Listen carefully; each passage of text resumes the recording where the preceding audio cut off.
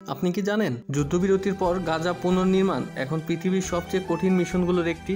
গাজার প্রতিটি রাস্তায়, প্রতিটি ভবনের নিচে এখন পড়ে আছে লাখ লাখ টন ইট, পাথর ও লোহা, যার পরিমাণ 40 মিলিয়ন টনেরও বেশি। সমস্যা হলো এই ধ্বংসস্তূপে ছড়িয়ে আছে অসংখ্য অবিস্ফোরিত বোমা, গোলাবারুদ, যা উদ্ধারকর্মীদের জন্য মারাত্মক ঝুঁকিপূর্ণ। এছাড়াও গাজা একটি অবরুদ্ধ অঞ্চল। পুনর্নির্মাণের জন্য নিয়ে আসা নির্মাণ সামগ্রী সীমান্তে আটকে যায় নিরাপত্তার কারণে, ফলে খরচ এবং সময় বেড়ে যায়। বন্ধুরা, সম্পূর্ণ গাজা পুনর্গঠনে খরচ হবে প্রায় 50 বিলিয়ন মার্কিন ডলার, যা অন্য দেশগুলোর সহযোগিতা ছাড়া সম্ভব নয়। রাজনৈতিক অনিশ্চয়তার কারণে অনেক দেশই এই আর্থিক সহযোগিতা দিতে দ্বিধান্বিত হচ্ছে। যুদ্ধবিরতি হলেও গাজার আকাশে এখনও ভয় কাজ করে, কখন আবার সংঘর্ষ শুরু হয়ে যায় কেউ জানে না। নতুন কিছু তৈরি করলে তা টিকবে কিনা সে আশঙ্কা থেকেই যায়। তাই গাজা পুনর্নির্মাণ মানে শুধু ভবন নয়, এটা মানবতার আশা আর পুনর্জাগরণের এক দীর্ঘ যুদ্ধ। তো বন্ধুরা, আপনি গাজাবাসীর পক্ষে থাকলে ভিডিওটি লাইক দিয়ে আমাদের চ্যানেলটিকে সাবস্ক্রাইব করতে ভুলবেন না।